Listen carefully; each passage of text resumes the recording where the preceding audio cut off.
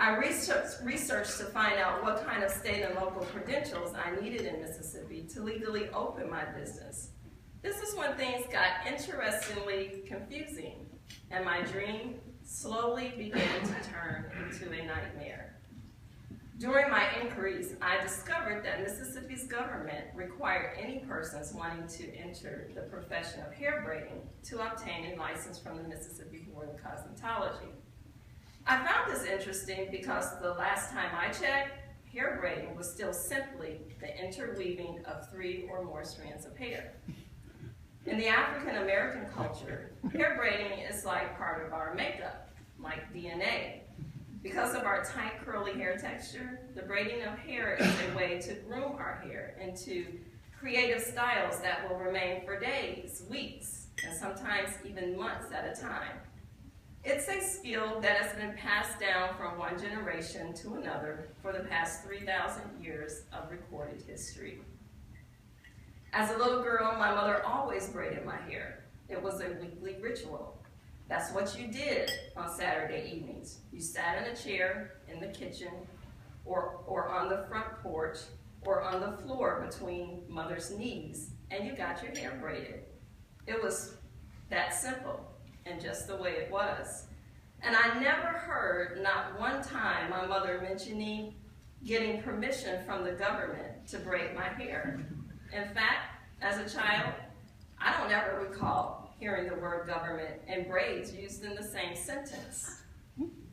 Now, on the other hand, the word government and cheese used in the same sentence was a different story.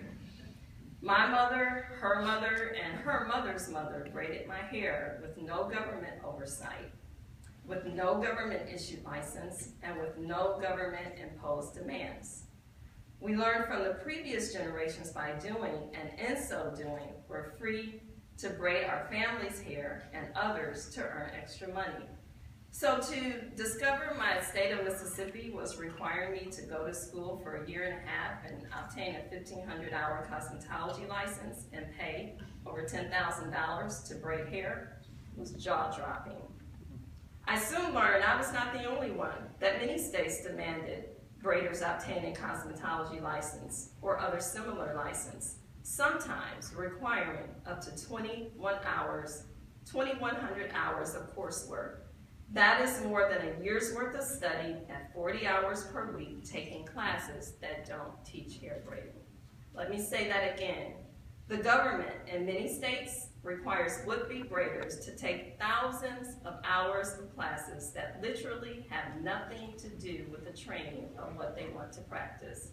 On top of that, to teach others to braid hair, Mississippi required me to take more than 3,000 hours of classes and then apply for a school license. These are hours I could have used more productively running my business. In the 3,200 classroom hours it would have taken me to earn a license to teach braiding, I could have instead become licensed in all of the following occupations, as some of them you've already heard earlier. Emergency medical technician basic, emergency medical technician paramedic, ambulance driver, law enforcement officer, firefighter, real estate appraiser,